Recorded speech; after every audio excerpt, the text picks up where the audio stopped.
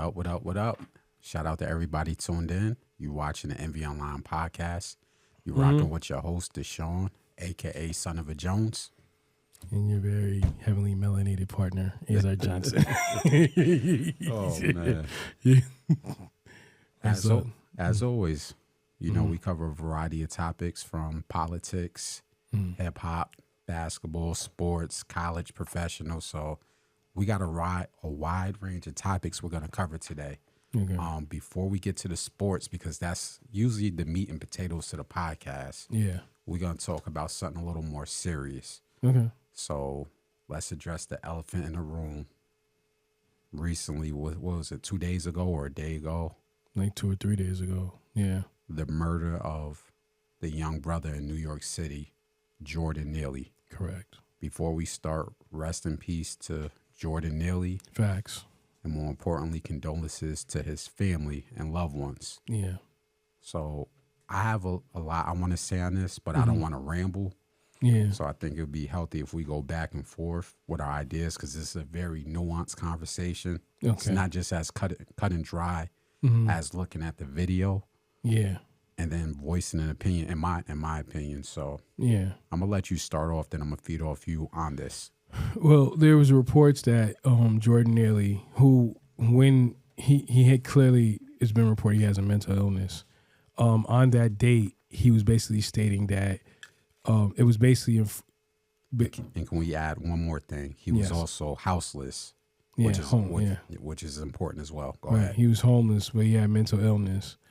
And on the train, he was complaining about he was tired of being hungry and starving and with nothing to eat, nothing to drink. I think that approach, how he was translating it, was very aggressive.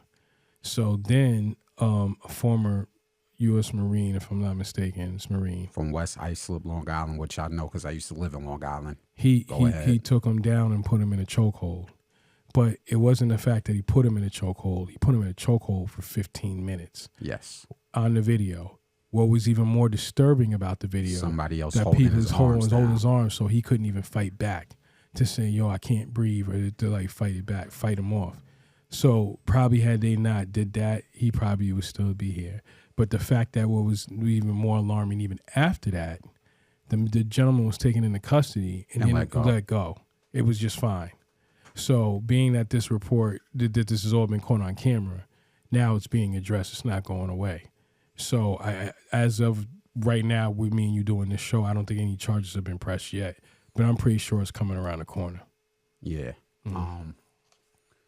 The reason why I said it is very nuanced. So my take, well, not my take, but what I saw first is I tried to do my research. I tried to look on the outlets. And I found one thing disturbing that I want to touch on when I give my part of the take was I'm reading the comments from multiple people. It wasn't just one ethnic background. It was white, it was black, it was everybody. And they seem to get stuck on the fact that, oh, well, maybe he was being too aggressive on the train, or maybe he was issuing threats. Let's say I take that argument. Let's say I say you guys in the comments were correct, that he was being aggressive, loud, obnoxious, rude, and even threatening. You still don't have a right to choke somebody out for 15 minutes. Facts. And then another thing, oh, you guys don't know how it is. You don't live in NYC. Well, you have two people on the podcast. Facts. One who grew up in NYC, another one who kind of grew up in Long Island. But since I had to do business in New York, I had to always take the LIRR into Jamaica, Queens, into the city, to go to the Bronx, Harlem, Brooklyn. So I pretty much been to that. Yeah, you lived in Long Island. I lived in the tri-state area. I lived in Brooklyn before. You lived in Brooklyn. So we know what it's like to be on that train late at night by yourself, see panhandlers, see people with mental illness, see homeless people. Yeah. We're not coming from a place of out-of-towners talking on something that we don't know about. Facts. I just felt that we are getting to a point where we're too desensitized to death. Yeah. I don't understand, even if you are correct with him being out of disorderly, however you want to phrase it, there's no way you see somebody getting choked with their eyes rolling back of their head and everybody's sitting there like, what's for dinner today? Right. That's part one that's disturbing. Do you want to add on? I Because I just have more. But no you no go ahead. I just think that I think the most disturbing part of that, at least video wise, is that he's getting choked out and that dude's holding his hands because they're And going he after this looks black guy. or Hispanic. I'm Yeah. gonna label him as a brown person. Yeah, He's a person of color, and I'm not saying he should have knew better, but let me go here with this. We're both grown men. I grew up around a lot of brothers and cousins, roughhousing, wrestling. right. We all know what it is when somebody puts you in a fiend, as we call it. Yeah, If somebody gets you in a good enough, as we call it, a fiend, you got maybe 10 seconds to make a move. yeah. You got 10 seconds to tap out. Yo, I'm done. Get off me before you pass out. I've been choked out plenty of, playing around as a kid. Yeah. The worst thing somebody can do is while you're getting choked out is to hold your arms down. You have no course of defense. Right. Here's another nuance point to this. One of my brothers did wrestling, like school wrestling. From that position, when you're behind somebody in a choke move, there's another easier way to take somebody down that's less threatening. It's called a full Nelson. Right. You lock your hands behind their head, they can't move. Right. So when you got him down to subdue him because you felt threatened, you could have easily put him in a full Nelson. Right. You could have easily rolled him over on his side, locked your hands. Now he can't do nothing. Right. I know what the answer is, but I just want your opinion of how this Marine who's trained for being a Marine didn't think of that since he knew so much. What you mean asking why he didn't do that? Yeah, Because we know. he had every intention of taking dude out. He had every intention of taking dude out. And he was a person of color. And he felt like, yo, I can do it. And there must have been a comfort zone. There must have been, like, I don't want to say he's done this before, but he must have been in a situation before or in an environment that made him feel safe to do that, knowing that he knew there was going to be no repercussion coming from it. He had to have known that prior to it. He held on to the man for 15 minutes. I mean, you can't explain that. What was you thinking? 15 minutes, the man couldn't breathe. He looked like he couldn't even talk or breathe. No, he's literally turning, eyes rolling in the back of his head. Yeah. You see veins popping out of his forehead. Like like I said, we grown up as boys, roughhousing. If you ever been put in a yoke, a fiend, whatever you want to call it, that's one of the worst moves you can get put in. Yeah. So you know if you're doing it to somebody, you need to let go. You need to let them breathe. You don't need to keep sitting there choking them. Right. The reason why NYPD and law enforcement around the country, I think in most states, have that move banned is because you can't control how somebody's body react to it. Somebody's body might be able to hold up for 2 minutes. Another person could be athletic. You put them in a fiend in 15 minutes, their heart could stop.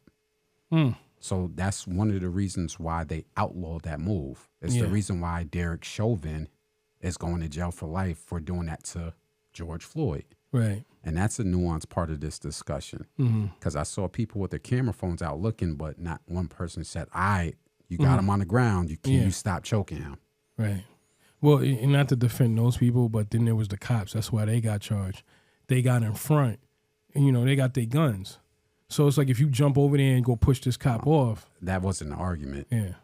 I just used that analogy. Yeah. No, because I'm talking about the people on the train sitting there with their phones and then the other two people holding his arms down. Yeah. Like you're being complicit in somebody being, like the optics were that bad where it drew comparison to the George Floyd situation. But go ahead. I don't know this young man's family members. I could just tell you if that was mine, I'm going to want names. You better hope the cops get to him before I do. So I would say. I can't imagine a family member. There's some family members that have mental issues, I know. And I'm pretty sure if I saw that on video, you better hope I don't get to him first. I think the problem, like you said, one of the problems was that he just went down there and explained himself and was let go. You know, reason why that is kind of disturbing, because even with self-defense law in New York, it's kind of tricky. Like I took a pistol permit course a while ago. You have to be so careful even when you have your pistol permit. For example, I'll just give you a brief example. If somebody breaks into your house, according to the instructor who was training us in the pistol permit course. That person could be whipping your behind, throwing you around your house. If you get your gun and go to cock it and point it, and the person starts to retreat, they say, aye, and they start running, you can't shoot them in the back. Now, I'm not saying anybody's going to know because they're in the house. Right. But according to New York state law, once the person starts to retreat, you literally have to let them go because they're no longer a threat to your life. So in using that example, when the person was down on the ground, was they without a weapon? I don't think that's talked about enough. He wasn't armed with anything. Right. Not That's a what I'm pencil, saying. not a pocket knife, not mace. He literally had no. So once he was down, what threat was he to anybody on the train? Nothing. No, not a threat at all. So how was he able to comfortably explain himself to the cops? And the cops said, "Oh, that makes sense. Go home. Get on the LIRR and go to West Islip." That's crazy. I know that neighborhood because I used to go to college kind of in the middle of that. That's like a rich neighborhood and pushback. Right. My college was in Oakdale, which is close to East Islip.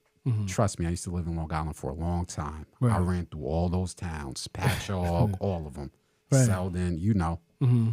So I know what type of neighborhood he comes from. Right. What do you think with this public outcry should happen? I know what me and you talked about what we would do, but what example do you think needs to be made? Because if this is let go and charges aren't pursued, what do you think is going to happen? It's going to go bad for him fast. Something's going to happen to him.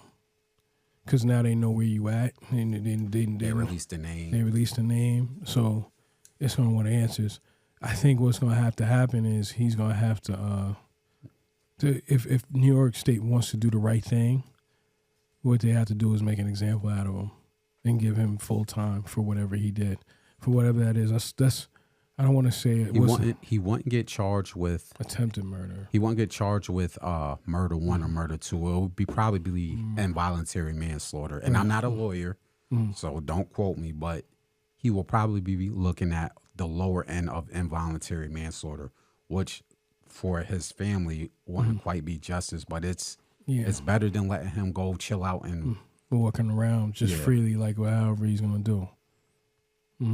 Now the disturbing part, like I said when I was reading the comments, was the people's like, "Oh, well, yeah, I just don't know how it is. Like we get tired of these panhandlers," and it was everybody. It wasn't just the opposite complexion. It was our people too, all up in them comments. Yeah, but he got choked to death, man. Come on. Yeah. You know what I'm saying? Like, he got choked to death. So, I mean, see, they're not looking at they're looking at it from that perspective. That's what I want your reflection on. And the thing is what they don't get is somebody that may not look like them might feel comfortable doing that to them just because they feel threatened. That's what I wanted you to talk about. So you condoning that. You condoning that. You're just gonna make it worse. Maybe in the future that could be you on the ground, or your son, or your little cousin, just minding their business. Yeah. And then just because they feel threatened by a look, the way their body language, boom. Can I add this in? Not just that, like, and I'll just speak personally. Outside of mental health, like, I have people in my family with something simple as ADHD. Sometimes, a little teenager might not want to sit still, might start acting erratic because they have ADHD or autism or be on the spectrum.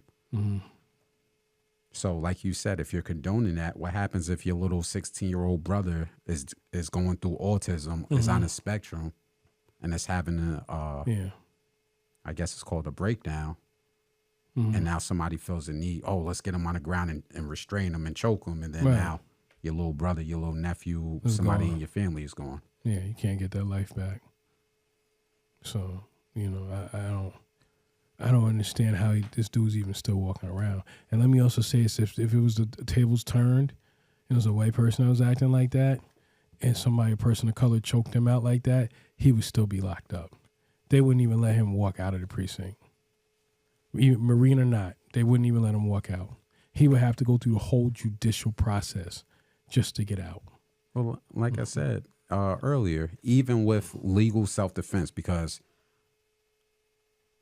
I'm gonna parse my words correctly. I'm not saying I condone any form of murder, but self-defense is self-defense. Even if you had legal grounds for self-defense, like I gave you an example about your house, you would still get pressed to the 10th degree. Yeah. They're gonna do ballistic reports in your house. Yeah. Oh, you sure this was a legal shooting? Blah blah blah. Yeah, Like yeah, they're yeah. not just gonna say, "Oh, okay, go." Like I heard of a case. Matter of fact, there was a young lady being abused by her husband a couple years back, I think in New Jersey, and she fired a warning shot. I think she's still in jail to this day. Are you serious? Yeah, that was a big case. I forgot the lady's name, but it was a big case about that, and they was talking about gun laws. Yeah. So even in a legal self-defense, you still have situations where a person is fighting for their freedom, depending on what state they're in, the statute of limitations, what exactly happened. So again, I'm finding it very hard to understand, like you. How did this happen? How did the cops look at this man on the ground, told him, oh, well, when we took him to the hospital, he passed out. No, he looked dead on the train. Yeah. Yeah. So how did they see that? Say, oh, he's passed out. You know what that brought me to? Not to ramble. No. The movie with Q-Tip. There's a movie with Q-Tip and Fat Joe in it where he pushed Fat Joe on the train. It's a movie from our generation. I forgot the name of it, but it was self-defense. Like Fat Joe was like the character of Fat Joe was like picking on Q-Tip, and he pushed him, and he was like, "Oh, self-defense." They had to do 20 years. Like you, even in self-defense, you can't legally choke somebody out. Right. Yeah. No. So I get it. Yeah. I hope for, as you said, for the sake of, I don't want to say doing the right thing, but we have to have some type of legislation in place, because if this is acceptable, it's going to get worse in the future. Facts. Let me just go here. Not just with this, but you know what they're talking about in school, right? No. What you talking about? You know they're talking about arming teachers with guns and hall monitors with guns. Where do you think that's going in 5 years? That's going to be worse. For who? The kids. Oh, I can't control this 14-year-old. He looked at me wrong. I felt threatened. Pow. And his life is over. Oh, he's been in detention 3 times, so I guess he deserved it, because that's what they're doing to this dude right now. They pulling up his record. Right. That's just insane. That's just insane. And it's just sad that, I mean, there'll be more from this coming, I'm pretty sure, because the minute that video came out, the public outrage, you know what I mean, that this guy is still out here walking for free. He's not even being tried by the judicial system. Damn. Now, if that ain't privilege, I don't know what is. It's privilege, but like I said, it speaks to a bigger situation and we had to touch on this on another podcast, but with the cost of living in New York and California and all these metropolitan areas, we're seeing a rise of more homeless people. Yeah. And you might not realize it, but if you're on social media, you'll see a lot of people talking about, yo, I'm living in my car right now. Truck life. They're making it look good. I ain't fronting. They're making it look very good. But the rise of homelessness is on the rise big time. People can't afford $2,600 studios, but they got a truck outside. Yeah. And real quick, can you talk to how when you used to bring me through Brooklyn, when we used to go run through Medgar Evans years ago, how that section of Brooklyn looked versus how it look now? It was it was Crown Heights, so it was a predominantly black neighborhood. If you look at it now, it's like a lot cleaned up. Not that it wasn't cleaned up before, but they added more buildings for Medgar Evers College. And on top of that, like, it looks like a downtown section, like a downtown area. And the majority of the businesses are not from people that look like us. So gentrification, that's what I was saying. Yeah. So it's not getting better. You know what I'm saying? So that's the discussion for another podcast, so we won't take up too much time. But with the rise of inflation, job loss, the rise of homelessness, people can't afford basic apartments, gentrification in metropolitan areas. Yeah.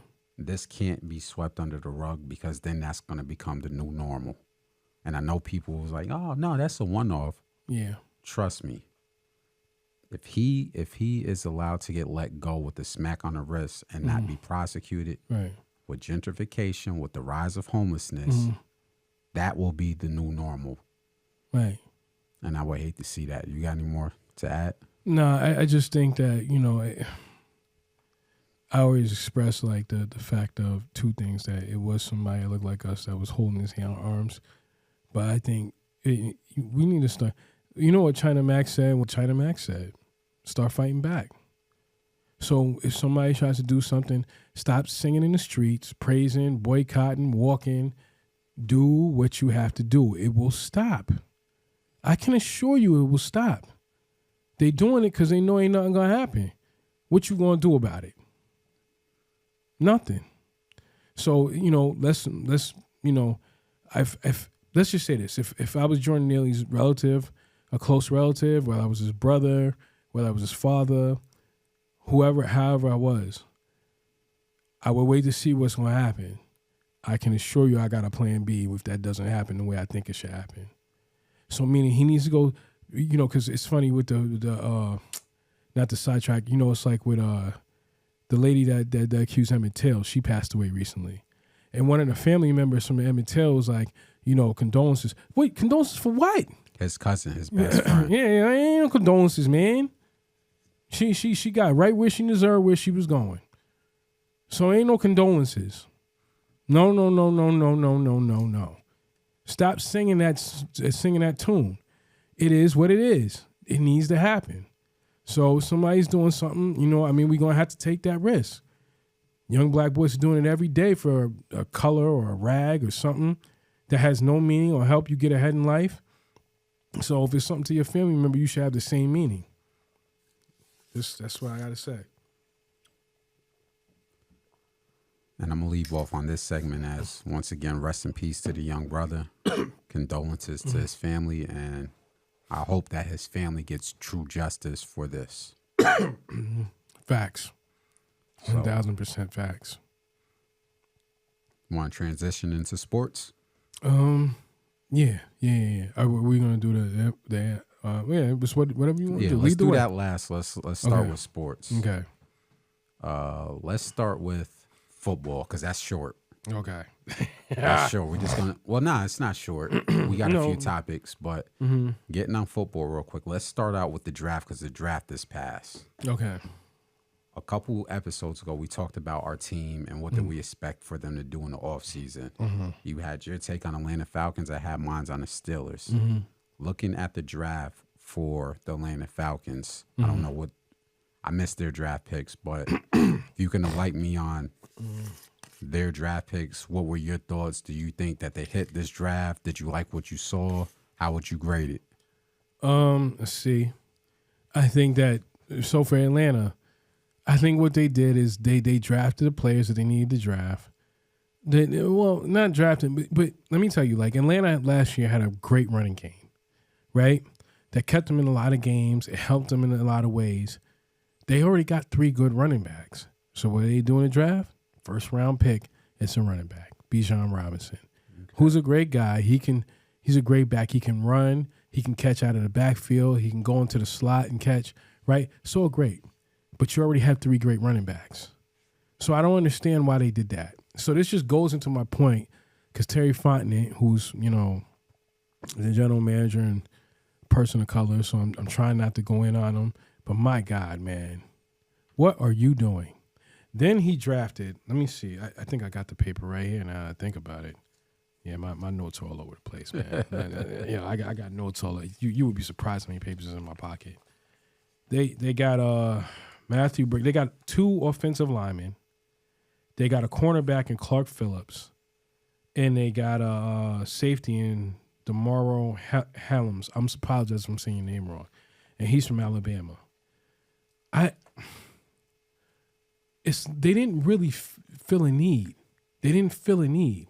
So I guess they're trying to draft for the back end for slots to fill, just in case players get injured, just in case players are complimented to give them a break to do rotation. So I guess if you're looking at it like that, and they drafted defensive end, it's a great thing. It's a smart move, but But the fourth running back, what are you going to honestly do with that? Like, you already got 3 running backs.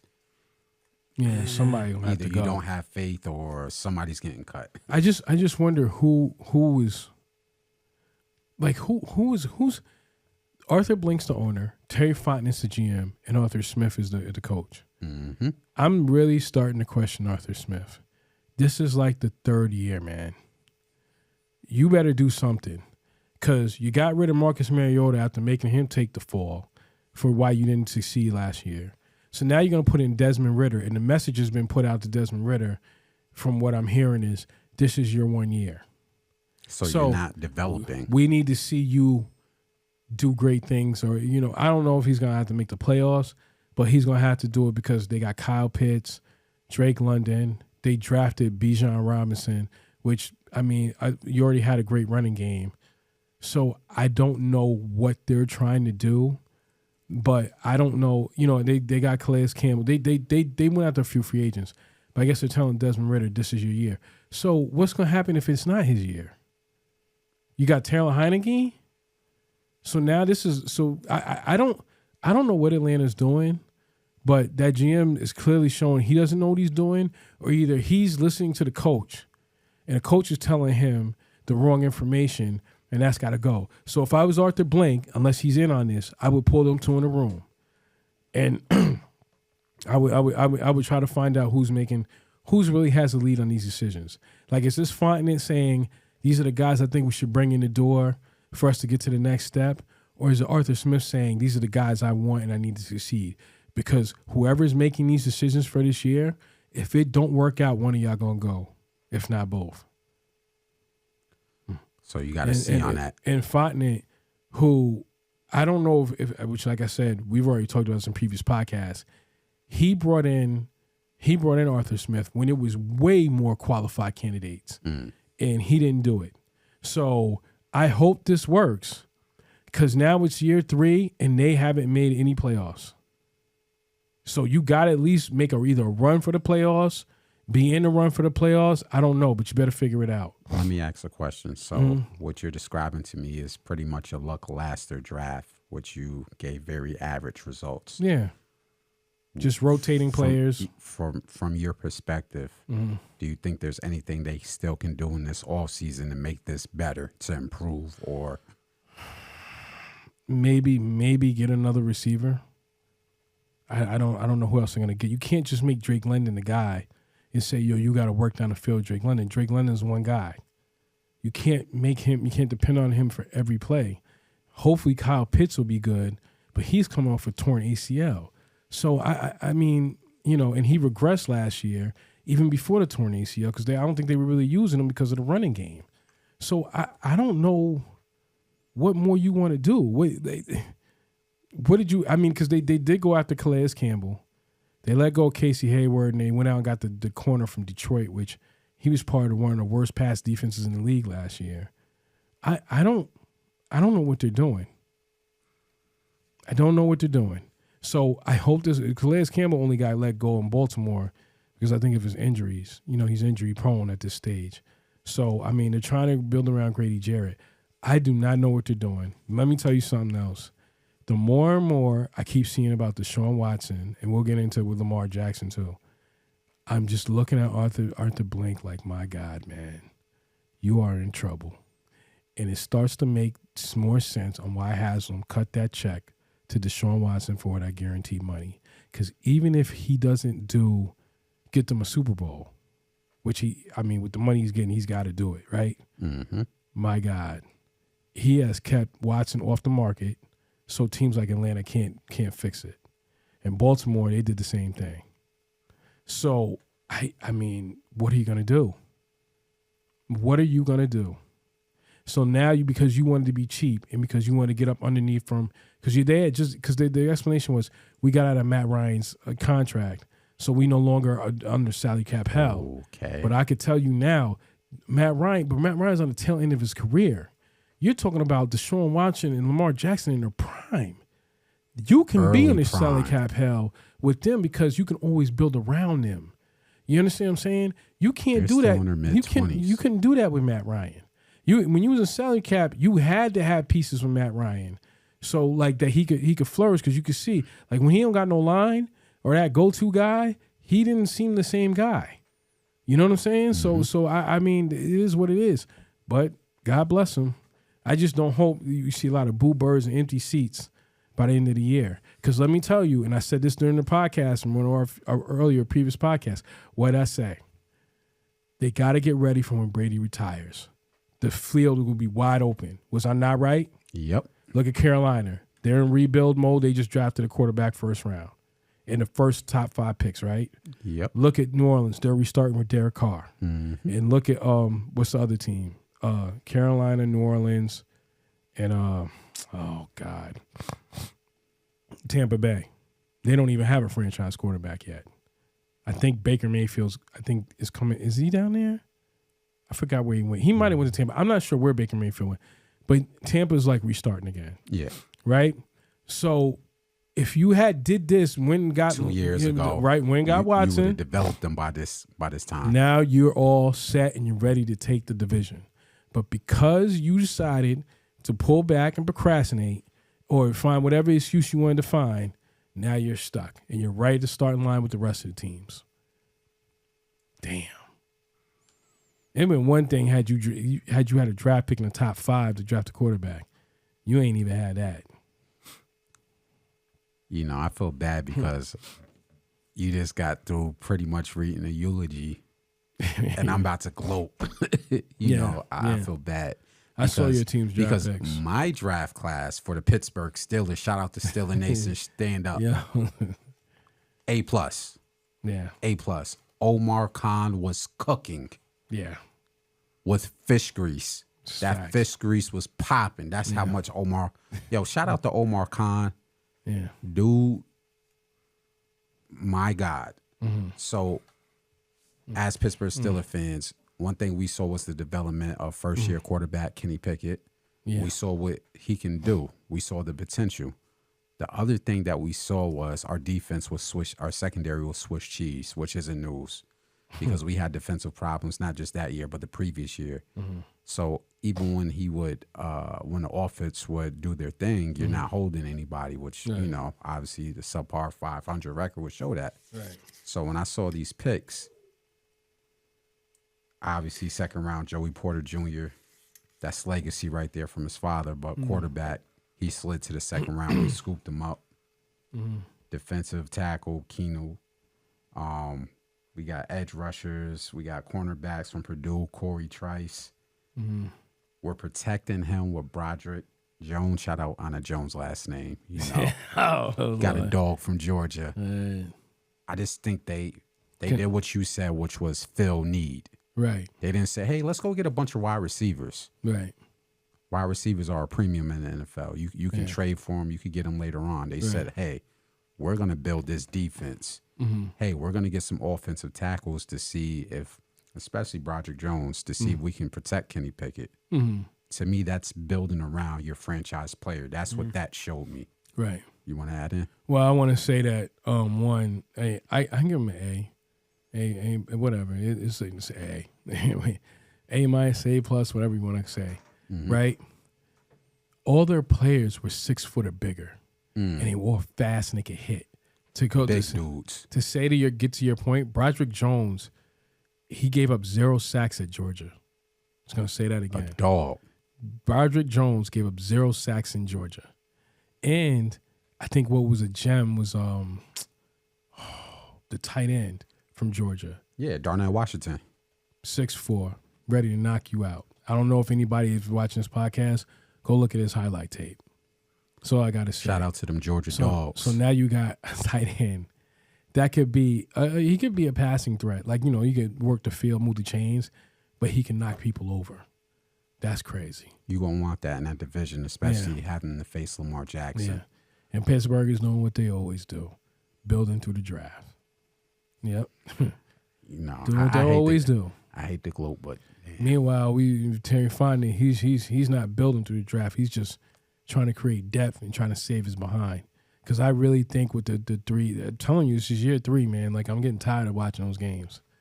Like, oh, here we go. And if you're getting tired of them, that means the ticket holders are getting tired of them. That means the investors, like you said, you might see a lot of empty seats in that arena this year. Yeah. Yeah. By game 4, we'll know. Yeah. Shout out to the Steeler Nation. Yeah, shout out to the Steelers. And the Steelers, with the lack of talent that they were lacking in last year, they still somehow figured it out. To be 500. Yeah. So imagine now. I think with the pieces being added that's needed, hopefully Broderick Jones is ready for the next level, which he should be. Right. As you say, gave up 0 sacks at Georgia. I don't want to count my eggs before they hatch. But with this draft class being so good, that at least gives you 2 more wins. Right. Bare minimum. 10-7, 10-6.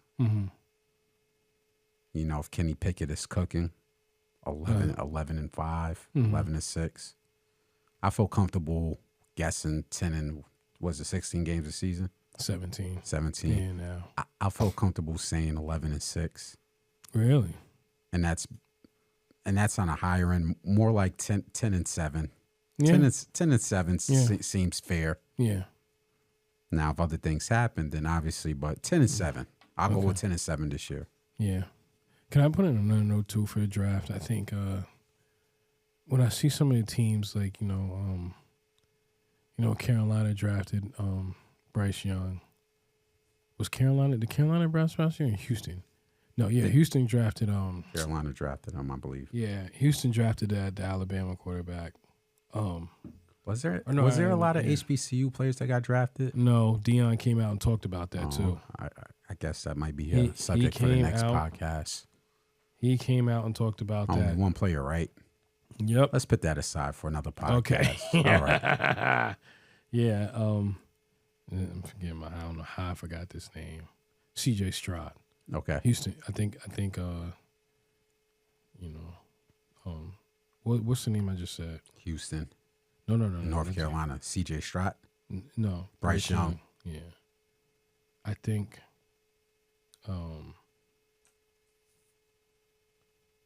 I think he went to Carolina. Yeah, Stroud went to Houston. Okay, yeah, definitely. So, they address their needs. You know what I'm saying? I think Houston, let me say this one thing before we go on to the next topic. Houston, they better had drafted a quarterback because they were actually talking about, like, trying to trade down, like, to get more picks. And I'm like, you bugging. You need a quarterback, man. Yeah. We're not going through this again with the David Mills era. You put 2 black coaches through that before. Do not do it again. And I'm pretty sure there was public pressure. Like, I swear to God, y'all do that again, it's going to be a wrap. Mm-hmm. The fan base is not coming out to see David Mills. We've seen this project for 2 years. It's like Shannon Sharp said. 2 coaches got fired and there's 1 person still there. So clearly there's a common denominator here. It ain't the coaches. Lovie Smith didn't stop knowing how to coach. And what's his name? David Culley didn't stop learning how to coach either. And for what he pulled out of David Mills with his offensive genius mindset, God bless him. So I thank God that general manager who has failed remarkably and only somehow is able to keep his job. I'm pretty sure he messed this up. It's a wrap. They're gonna put his behind up out of there. Like this project don't work. You up out of here. So, salute to all the players that got drafted.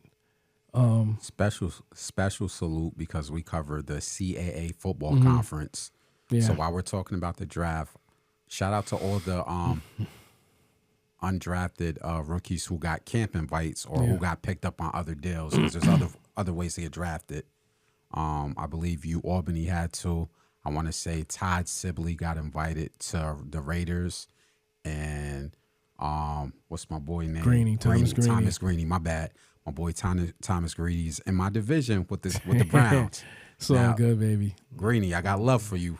But when you go up against them Steelers, that's the only time I'm gonna root against you.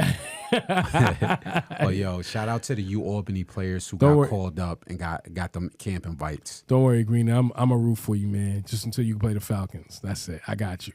Yeah, definitely. You got anything else on the draft? No. I just think It's just good to see them, going through what they're going through, and they enjoyed it with their families, and everybody had their fun and did what they had to do. So it's all about them living their dreams out, and for the kids that have dreamed about walking across that stage and Definitely being a pick and getting a hat. So salute to them. While we're in NFL land, want to talk about that big contract, man? Lamar Jackson. Yeah. Yeah. Break this down, because there was a lot of talk before this. I think the media was starting to turn a little bit against him. Oh, he don't have an agent. It's not going to get done. Yeah. He's going to need to sit out.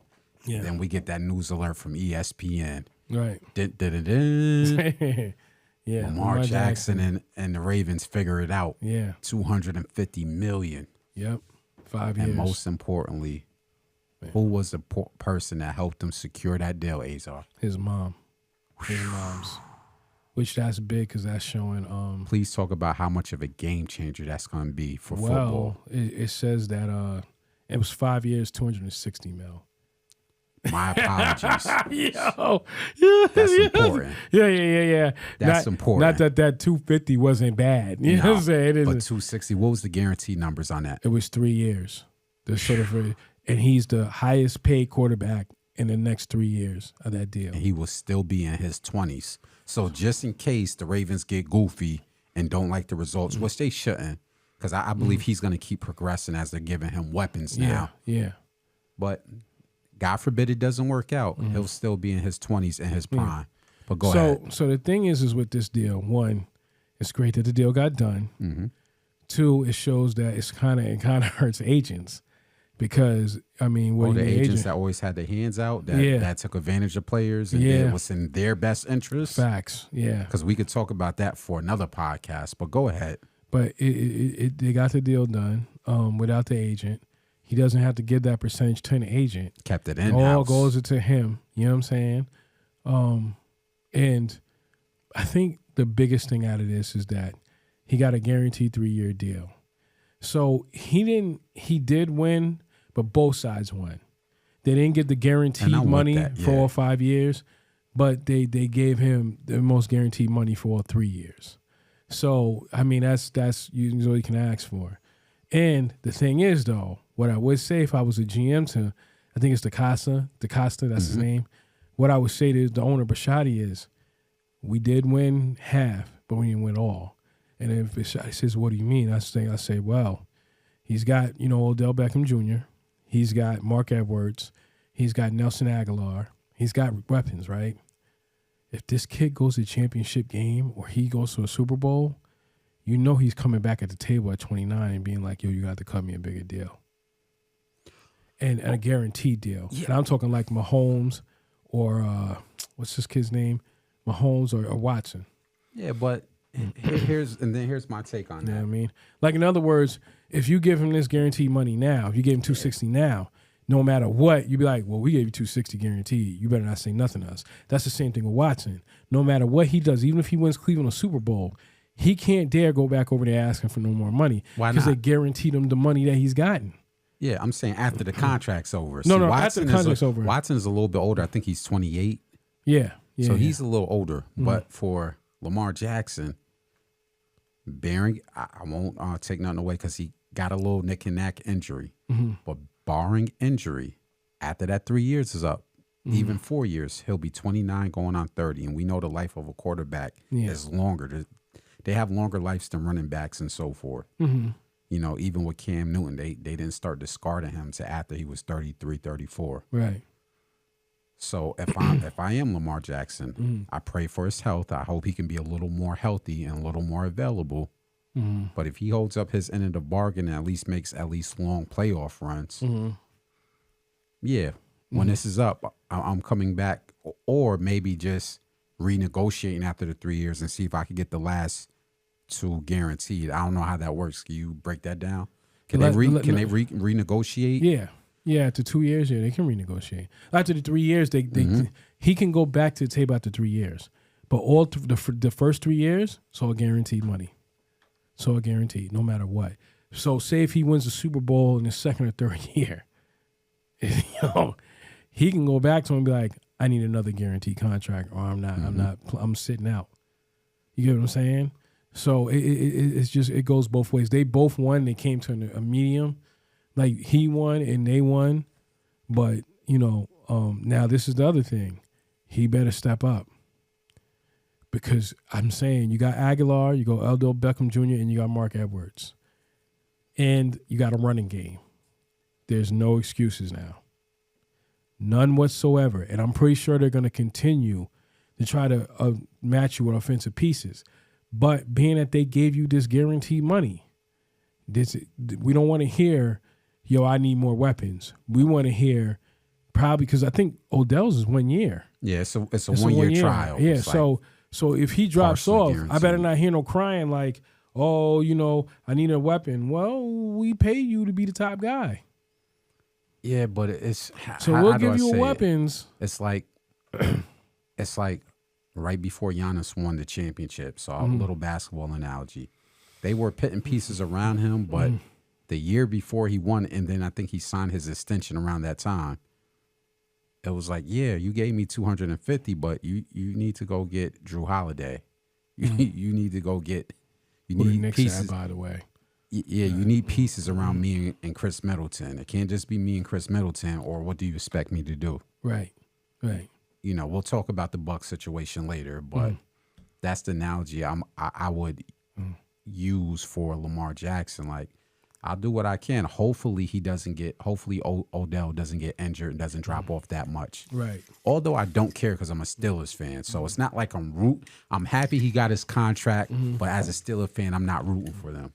But just for the optics and for the podcast and for us talking football, hopefully Odell holds up and doesn't get an injury, because he had two knee injuries, and that's once your knees start going on both sides, you start overcompensating and other things start happening. Yeah. I pray for both of them, both of their healths. Now, with saying that, Patrick Mahomes, Lamar Jackson, and the brother from the Eagles, Jalen Hurts, highest paid quarterbacks. Yeah, they're all top. Top paying quarterbacks. Yeah, I think Kyler Murray's in there too. Okay. Oh yeah, the 5'9" baseball player. Shout out to him. Very small hands. Yeah. But with the trajectory of this happening, where do you see? Because we talked about this before, the black quarterback. Does this open doors for more black quarterbacks to be drafted, or is this a one-off because they're exceptional talents? Yeah, it's gonna be. You can see it with Stroud and Bryce Young, and them. I think that the coaches, the good old boy way, they're starting to realize, like, we can win with these guys. Like, we want to win. That pocket passing ain't gonna work. It's not. It's not gonna work. It can work for some, but it ain't gonna work for everybody. Look at the deal Geno Smith got. Look at, what I'm saying? Like, finally got paid. They're starting to recognize that, they are smart enough to play the position. They are talented enough to play the position, and they can win with their legs and their feet. Jalen Hurts didn't lose that Super Bowl. Oh, no, he did. And I know football is a team sport, but me and you said the same thing. Yeah. They didn't lose because of Jalen Hurts. Yeah. He did everything. That defense was atrocious. Super facts. And that defensive coordinator got a job the next day, which was crazy, but we ain't going to go there. So, you know what I'm saying? They're starting to say, because you know what they're starting to learn? They have to come out of their ways to help these guys play. Meaning, in other words, you got all this exceptional talent because it doesn't fit your system. You didn't want to go, give into it. But Lamar Jackson is showing, like, he can do what he does. So I mean, we'll see. He tore Tennessee up. You know what I mean? And every year, he can pass the ball. It seemed like with Edwards, that was his safety net. So it seems like now we'll see. Like I said, you got Odell Beckham, you got Nelson Aguilar, and what's more important, they got the offensive coordinator, new guy. He made it very clear we're going to pass the ball a little bit more. Like, it's not just going to be run, throw to Mark Edwards. We're going to be spreading the ball all over the place. So like I said, do I think this is good? Yeah, this is great. If you look at the draft, you look at it, this is great. That's probably why they didn't take Levis until the second round. Well, Levis, I know you know about that story. Like, he was there, and then he didn't get drafted the first round that night. Mm-hmm. So, and then he went home, and then he got drafted, which, I don't know why. That's another story for another day. But as a side note, I don't know why Tennessee even drafted him. You got Malik Willis there. Tannehill's on the back end of his career, and you took all his weapons away. So, I don't know why you make Levis come in there. But anyway, yes, this changes the whole spectrum. That contract changes the whole spectrum as far as with agents and for black quarterbacks, and especially mobile black quarterbacks that can play the position both running and throwing. So, yes, it's changed the spectrum, I would say, on a scale of 1 to 10 by probably 10. Wow. Yeah. Yeah, it's no longer, this kid's a great runner and can throw the ball, but he don't fit my system. It's I need to comply to this kid and try to bring the best out of him. So. Gotcha. So do we got any more topics while we're still in the NFL segment? I want to talk about one more thing, and it's Aaron Rodgers deal. So, Aaron Rodgers now, the whole thing is he's with the Jets officially. Because I think the last time we did the podcast, it was coming. Yeah. It was coming, but it wasn't solidified. So the Jets have given him everything they can. I just hope that it's worth it. And people say, well, he's got 2 years. It's true. So it's a lot of pressure. If they get to the playoffs this year, it's a success. Okay. That's better than what they did. But he has to win a Super Bowl. You do not trade what you traded. Give up. Just real quick, go over what they gave up for him. They gave up a first round. They gave a second round pick. Yeah, now that blocks me. They gave up draft picks, and they gave up draft picks, and they took on his deal. So what I'm saying is that, and what they did was I'm sorry. What they did was they took on his deal, and they gave him everything. They gave him everything that he wanted. They made a trade for Lazard. They made a trade for who else? They made a trade for Lazard. They picked up Randall Cobb, gave him a 1-year deal. They brought in Nathaniel Hackett. They surrounded Aaron Rodgers with everything that he wanted. Mind you already had Garrett Wilson there, and you had Elijah Moore. So I don't know why I don't know why Lazard needed to be there. I don't know what you bring in a Randall Cobb. So you got 4 receivers. You got a good running game. You got some defensive pieces. This has to work. And it has to work, and it has to be a Super Bowl bust. Now, let me say this about this, and this is why I'm concerned. Aaron Rodgers he's top 10 quarterback. Still? Yes. Okay. In the top 10. Okay. In the top 10. What's a concern is you're in the AFC now. Okay, when you're in the NFC, Brady, 40-year-old Brady, but who else was in there? Who else in the NFC? San Fran was good, but they don't have that guy. I think it's more the system, right? Mm-hmm. It's a whole team effort. The Rams, they got Stafford, but they had a Super Bowl hangover. So other than the Rams, who else did you really have? Now let me make this clear what you're dealing with. You're the Jets. You have to so the first thing when you're looking to try to get ahead and take the next step, right? The Jets were competing. Buffalo, I think, is in trouble, but I think they'll still be there. Okay? Miami, with the Tua thing, depends, but Tua's going, they're still good, right? Even if they get past this conference, you have Patrick Mahomes, you have Justin Herbert, you have Lamar Jackson. Oh, God. You have Deshaun Watson. And let's not include the young kids coming, because there's a guy out there named by Trevor Lawrence that's coming. Oh, yeah. And then there's a guy by the name of Kenny Pickett that's coming. Oh, yeah. I just want you to understand. A lot more competition. This isn't the NFC. So as much as the Jets want to sit there and say, we've given you everything you can do to excel, you weren't facing those guys. You were a big fish in a little pond. Facts. Now you're swimming in a sea of sharks. Facts. Great analogy, brother. So yeah. Now that we got that analogy or whatever, Where does he fare in this division amongst this level of talent he's going to have to go up against?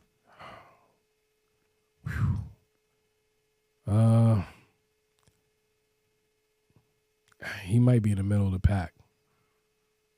Because, see, you didn't have to face a caliber of quarterback like Patrick Mahomes till you had to go to a Super Bowl or to an NFC Championship game.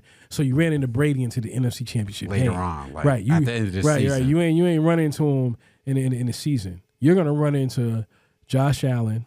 You're gonna run into Tua, and I think Matt Jones is gonna be okay now that Bill O'Brien's back in New England.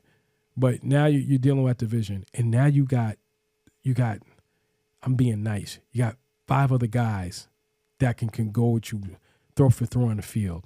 That's not to mention there's 2 other young guys coming. And let's not forget, Sean Payton's in Denver with Russell Wilson. So we'll see how that goes. I know Russell Wilson had a bad year last year, but let's see how it works out with Sean Payton with him. You get where I'm going with this? Yep. So my point is like, this better work. Because if it doesn't, then what you going to do? And the thing about Rodgers is, remember the one keynote he said, y'all was thinking about retiring until the Jets called. So what happens if this don't work? Pretty much wasted 2 years. And think about it. You got all these you got Garrett Wilson, Elijah Moore, who they all play great in the running back. I'm not forgetting his name right now. And you got Sauce Gardner, that line, that defense is young. Some of those guys are going to be looking to get paid in a few years. I would hate for you to waste that ability, that talent, for all that young talent for right now, and then come, because I think it's like, so when a rookie comes in, they can be three or 4 years, and then after that, they either got to exercise your option, they got to let you go. Yeah. So with Aaron Rodgers being here for their year 2 and 3, this is the best shot you're gonna get, because some of those guys ain't gonna be here in 2 or 3 years. You get what I'm saying? They're gonna have to let them go because it's for money. Correct me if I'm wrong. Correct. So this has to work. Just know you are dealing with a whole new conference with a different talent, and that's no shot. Not to cut you off. That's no shot against Kirk Cousins, Dak Prescott, and all them. But they ain't Patrick Mahomes. Especially not Dak Prescott. They ain't Justin Herbert.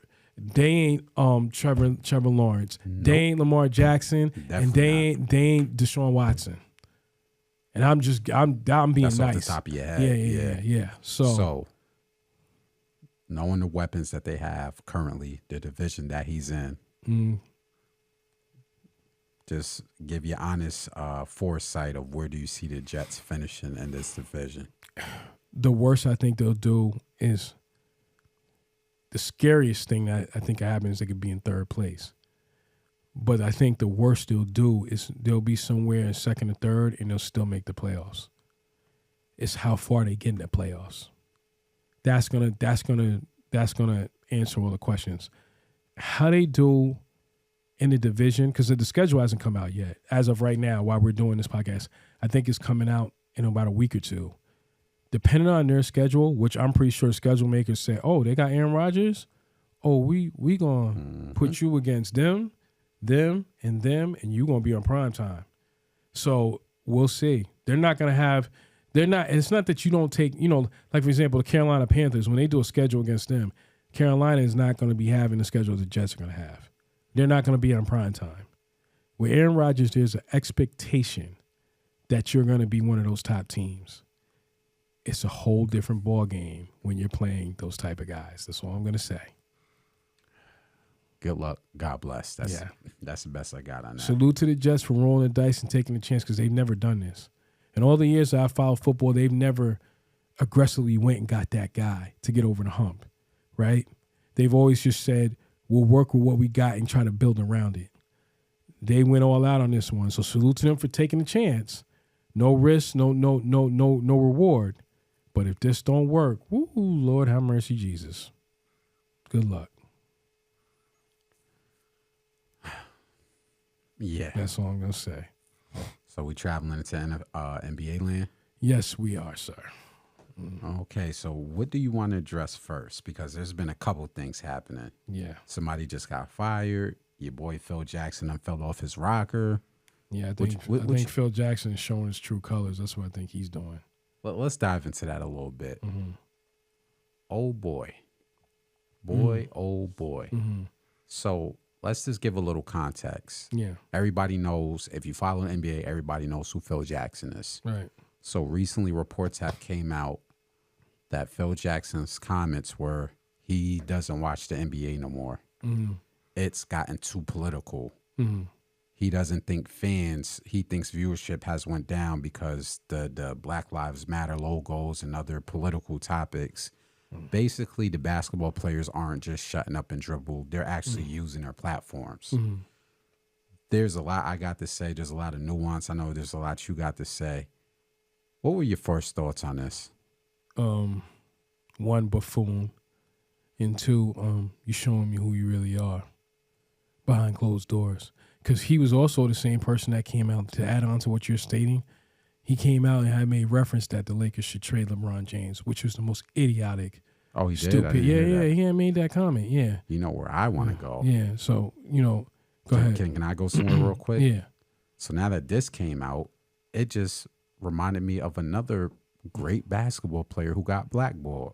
So there's one basketball player that we know about that got blackballed. Mm-hmm. Shout out to Chris Jackson, Mahmoud Abdul Rauf. I hope I'm pronouncing his name correctly, from the Denver Nuggets. Mm-hmm. Shout out to him. Great documentary, great person. Admire everything he stood for. Everybody knows about him. Mm-hmm. You know who's a name that's rarely talked about? Oh. Craig Hodges. Uh-oh. If you're an old head like me, you remember who Craig Hodges is. Yeah. Very, very. Go look up his talented. stats right around the time he no longer got a contract in the league. It's mind-blowing. It's very similar to what happened to Mahmoud Abdul Rauf with the Denver Nuggets. He just came off winning a championship. He just came off winning the three-point contest. I think he was, don't get at me in the comments, I think he might have been 30, 31, so he was still in his athletic prime. It wasn't like he was like 37, 38. Yeah. He was still young. They got invited to the White House, and the story is he went there in his African garb representing what was going on back then in the 90s, where black people were standing in unity with Africa. Right. Apparently, he slipped a note to a secretary saying, we want to discuss some needs for our African-American community. And then from there, never got heard of again. And everybody swore that was a conspiracy theory.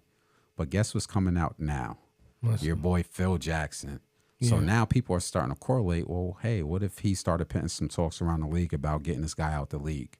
Right. Because we all know GMs and managers and coaches talk behind closed doors. Right. So what if Phil Jackson kind of played a part in Craig Hodges being blackballed and no longer being in the league? Because there's no reason he shouldn't at least got a job. It wasn't like he was a end of the bench player. He can get in and put up points. Right. Oh, no. He was illmatic. Craig Hodges, like I said, I'm not saying he was averaging 20 points. I'm not saying he was an all-star. But he was an intricate part to that championship. He also won that three-point contest. Right. He wasn't no 37-year-old couch potato. Right. So that's where that brought me with Phil Jackson's comments. What if he had a hand in blackballing Craig Hodges? Now, there's more dynamics to talk about, but that's just what I wanted to throw in. Well, the thing is with Phil Jackson is that he keeps saying that. But, it's funny because Scottie Pippen had came out and said that. But they thought that was just Pippen being sour because of the Last Dance documentary. Yeah. And, just everything he's got going on behind closed doors. But it's starting to seem like with Phil Jackson, like he's one of those old school dudes that wants you to just shut up and just do as he says. And, Phil Jackson, he's not. See, this is the thing. He says, they shouldn't be doing that. Could you imagine people with Jewish descent? Do you think they would ever back anything that's anything reparable, damage, like anything that would do damage to their culture? I'd be threatening to them going back to what was a tragic situation with the Holocaust, right? Tragic history event, whatever you want to call it. It's disgusting, what happened. Could you imagine them supporting a league or a company or anything like that would support that? No.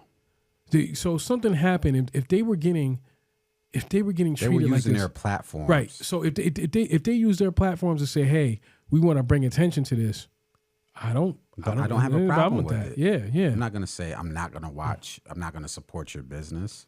Yeah. Because I think we're in that age with technology. We're just in that era for the last 10, 15 years where athletes, and not just athletes, people in general are using their podcasts, their business, their billboards to exercise their political talking points to their specific community. Yeah. I think that's a better way for all of us as humans to understand each other, to understand our cultures. So when I looked at Phil Jackson, I'm like, dude, like you played in a majority black organization. Yeah. You won a championship with the Knicks. Yep. Then you won 9 titles off the back of majority black players. Not saying other ethnicities weren't on the team, but we all know who the star players for the Lakers and the Bulls were. Right. So it was good enough for you to make all this money, get all this notoriety, win all these championships off the back of black players. But as soon as these younger players use their voice and their platform, now it's, nah, man, I don't want to watch basketball anymore. I'm really not into it. Right. Like that just... Yeah. It's not. He just sounds ignorant and out of tune, and there's a reason why nobody's begging him to get back in the league. And look what he did to Carmelo Anthony, which was clearly that was disrespectful on so many levels. You know, he didn't fit the description. You know what I'm saying, of what he wanted to be. You know what I'm saying? It was what it was. That guy, Phil Jackson is right where he belongs. Out of sight, out of mind. Out of sight, out of mind. And let me also throw this shot. He was never, salute to him for getting the great players over the hump, but you had great players. You didn't have to build a team. Let me put it this way. Milwaukee, you know, they got Giannis. That's great. You don't have 2 or 3 Giannis's. Now, no disrespect to Brook Lopez, Chris Middleton, Drew Holiday, and all them, but that's not the combination of Dennis Rodman, Scottie Pippen, and Michael Jordan. Yeah. Do you get what I'm saying? So when those coaches like that win championships, that's more impressive. Or like when Mark Jackson had to do with Golden State and then Steve Kerr took over. You know, Jackson, he was called crazy for drafting Klay Thompson and Steph Curry. Steph Curry, yeah. Because they were the Splash Brothers. He said they're the greatest shooters that's ever going to come out, right? But that was a team that was built. Phil Jackson has never had to do that. And when he went to New York, we saw what happened. We saw what happened. So we saw what he is. He's smoking mirrors. So he shouldn't even have a platform. He's clearly, you know, he's who we think he is. Exactly who he thinks he is. Good in He should never be coaching any young men of African American descent, period. And let me also say this one more time. The reason why they do that on those platforms, let me make this clear. I'm going to use a line from The Wire. If you want to really know what's going on, follow the money. So to give a short little clip out of Claude Anderson's economics book, there's schools, hospitals, police stations, and everything, right? They're funded by something. Powernomics, I'm sorry. Apologize, thank you. They're funded by something, right? Those team owners, they fund something. So being that you're keeping mute and you're not really doing anything, and they're on that platform saying like, yo, our lives matter. You're saying that it's pretty much, and we saw this. This is no conspiracy theory. No, I'm not saying that. No. It's not a conspiracy theory to suggest, and then we'll have to use allegedly for legal reasons, but maybe his political interests and who he's funding behind the scenes don't align with the players using their platforms. Well, the thing is that in those areas, like for example, in Sacramento, there was a shooting, right? Yes. I mean, you know what I'm talking about, yes. Right? The guy was in the backyard, and the cops went in there on some young boy. Shot him down. They were protesting, and you know the fans and everything weren't happy and all this and the third. But you as an owner that's in that community, they're not really saying anything. They're saying, well, we'll just let the process do. Because who's funding? Yeah, right. You must be. And I'm not calling that owner out. I'm not saying he's a bad person. I'm just telling you that they're saying things. There's a lot said when there's silence in the room. I'm going to say that again. As a jewel in life, there's a lot said when there's silence in the room. And the fact that when Black lives which we just talked about at the beginning of this podcast, are not looking like it's being valued, there's a lot of silence from people that's in upper, not the ones that's getting checks, that's getting LeBron James money. The people that are cutting the checks to LeBron James is silence. That says a lot. So even though they don't got their shirts and they're not, on one knee, they're giving the same answers and with the same energy of the action of saying nothing. Just want to put that out there. That's all I'm going to say. It's sad because that's somebody we all, no matter your ethnicity, looked up to. Like, we all lauded Phil Jackson. And it's going to be one of the greatest coaches in history. Yeah, he still is. I can't take nothing from him, but it's just like when we learning about Brett Favre. I'm going to stay on Brett Favre's head, especially since I have family from Mississippi. Like, then when we know what these people are into, it's like, wow, this is what you think. This is what you really think about us behind closed doors. Right. Which it doesn't bother me none, but and you want us to play for you and play with you. See, that's what I'm saying. If that was a person, do you think I have Jewish friends? There's no way in hell they would get on a field. Let's just say Brett Favre said, I don't believe that there's Jewish hate or whatever he wants to say. There's no way in hell they would get on the field with Brett Favre. And they would go up to management and say, I ain't playing with this dude. You get what I'm saying? Not to say that he didn't say when he was playing, but even then, like even now with the companies, look at what the companies, and we're not going to go on with Brett Favre. I'm sorry, but I just want to make this point, and this is another note, and I can't say allegedly. This is all facts. Sirius XFM hasn't cut him loose. They suspended him, but I don't think they cut him loose. Coppertone, and I think there's another company. Why haven't they cut him loose? They're going to wait for the process. Doesn't that sound familiar? Like what I just said about the people up in higher management that's cutting the checks? Yeah, okay. I'm going to leave that alone, though. Go ahead, though. Yeah, no, I just think there's... I mean, he's already in his late 70s. Like, he's out of sight, out of mind. But, now we know. We know how you really feel. And you don't ever need what would be powerful? You don't need to be coaching any young black males. You know, I'm gonna throw an audible after this though too. You know what would be powerful? And I know sometimes we have gotten on Michael Jordan for being silenced in certain situations. It would be powerful for him to speak up. Facts. Because he pretty much. And you know what kind of hurt? This was the jewel when you text me about this. Yeah. This was the jewel. Before anybody defends him, says, well, maybe he didn't know any better, maybe he could have worded it correctly. Let me tell you why Phil Jackson is kind of lauded at one of the upper echelon coaches. Phil Jackson was lauded because they said one thing he specialized in was the art of psychology with his players. If you look at all those old Bull tapes, and trust me, my father used to have all the cassette tapes. Right. The Air Up There, the Unstoppables. Trust me, I'm giving you real titles to cassette tapes.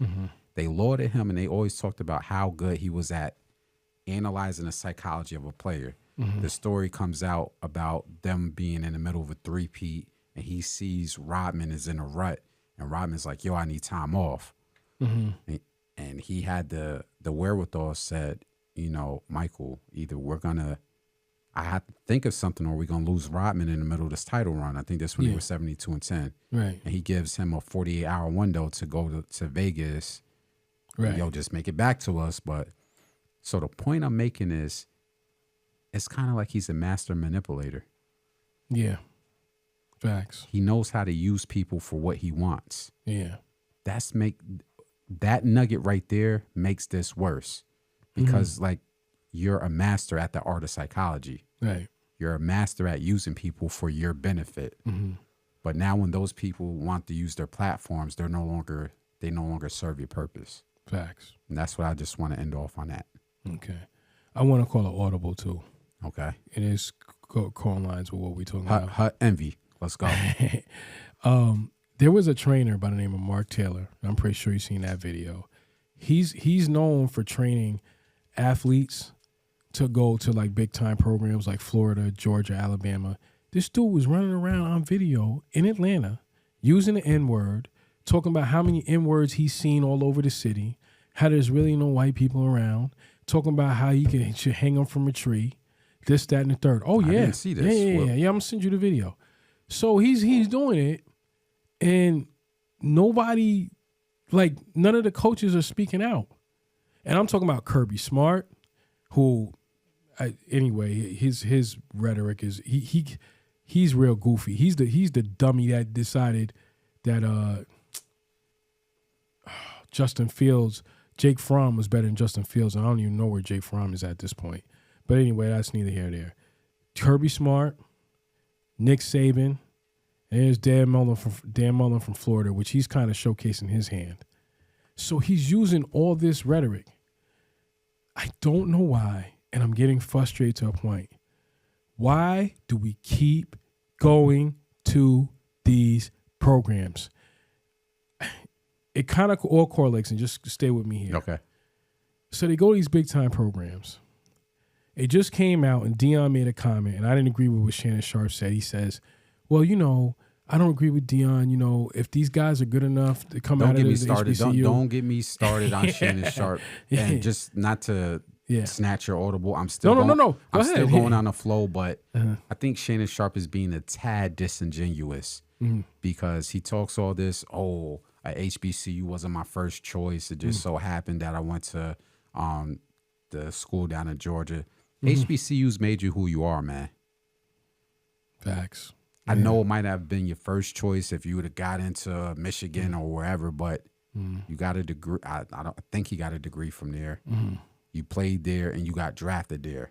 So his rhetoric lately about HBCUs is a tad disingenuous, and I'll leave that there. But go ahead. No. Go ahead. That's fine. No, I don't know why you keep going around these coaches and these people that are not saying anything. The minute a player of color gets in trouble, these coaches got all big mouths, and these analysts got all big mouths, and and other players all got big mouths, right? But every time something like this happens, everybody's quiet. I don't know. Maybe I missed it. I didn't see Stephen A. Smith ranting. I didn't see Marlon Querim, the pro-strong feminist, ranting. I didn't see anybody ranting about this. They all got quiet because of who he's connected to. Why do we keep empowering these programs that don't want to say nothing? The NFL, you're going to get in the NFL if you're that good. Go to another school, man. And let me tell you something else about with Deion. And I kept saying this, and we talked about this on early podcasts. Deion had made it clear he was going to start poking.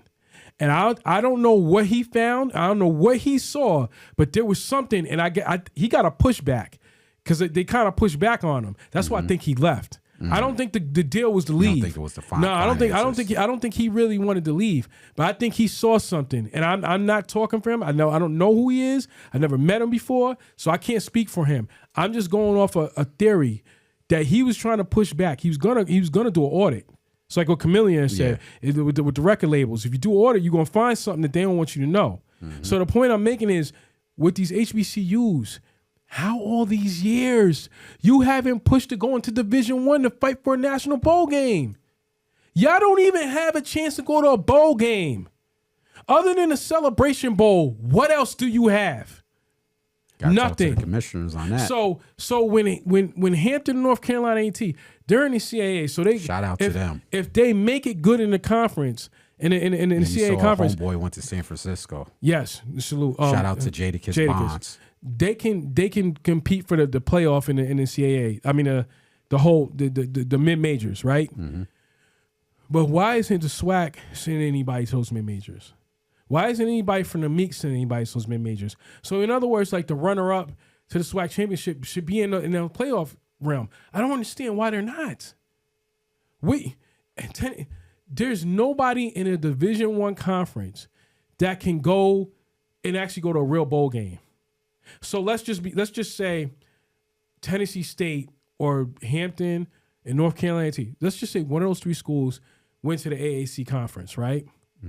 They could actually, if they did good enough, would be eligible for a bowl game. For whatever reason, they haven't made that level. I mean, not to give away ages here, but we're up there past our 30s, right? Yep. I'm not understanding how all this time and all those years, and that's even a bigger thing. It's not translating over. It's what you talked about before. You hit the nail on the head because we talked about this a while ago when you went into depth about the commissioners. Yeah. The commissioners are going to have to put their egos aside and see the bigger picture for their programs. Yeah. Now, before HBCU Twitter jumps down my neck, I'm not saying HBCUs haven't been thriving in basketball and football. Right. Not saying their programs haven't been thriving. How much more visibility would it bring to HBCUs if the commissioners figured it out, as you said, to make a super conference for the long-term betterment of the SWAC and the MEEK and the other two conferences, because there's other HBCU. Tennessee State, but I forgot what conference they're in. Yeah, there's other HBCU conferences. Or just slowly start pushing them at least to the mid-majors. Because like I said, we cover CAA. Shout out to North Carolina A&T, the Aggies, and shout out to Hampton U. But we got to see more. Yeah. Because I was pushing for one of those two in basketball. I thought North Carolina A&T was about to win their conference and go to the dance. That would have been huge. Right. And I still think they could. But outside of that, I don't see much of a push. It just all correlates all together, and I hope I'm not losing our fan base or any of our listeners. But to see that guy be that comfortable with doing that rant on video, I don't even know how he better not have his training license, or if they do have a license. I would never send my child to somebody like that. You was that brave to get on video and talk like that? Really? And if I was going to if my child was going to one of those programs, I would be calling the coach and be like, I better never see you with this dude again, or I'm taking my kid out of that program. Trust me, I got that influence. Maybe not your team, but I'll start exposing things that maybe you don't want exposed. When are we going to step up and start saying something and doing something? Come on, man. Like Kirby Smart needs to get called out. Like, yo, what's up with your man over here? I know you better not be going over there. You, Saban, or anybody else, they need to get called out.